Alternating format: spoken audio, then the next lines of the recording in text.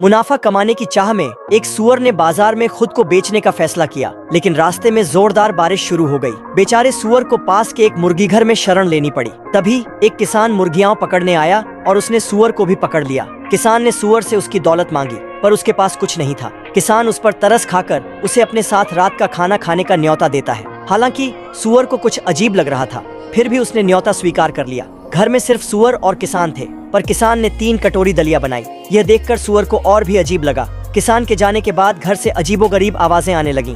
तभी किसान एक कविता की किताब लाया, जिसमें सुअर को खाने के अलग अलग तरीके लिखे थे। वह बार बार सुअर को छूता और उसकी पीठ देखता, जैसे कि वह कोई कीमती चीज हो, और किसान उसे मोटा करके खाने की सोच रहा था। यह देखकर सुअर को बहुत डर लगा। अगले दिन किसान मुर्गियां बेचने चला गया। उसने सुअर को घर में रहने की चेतावनी दी।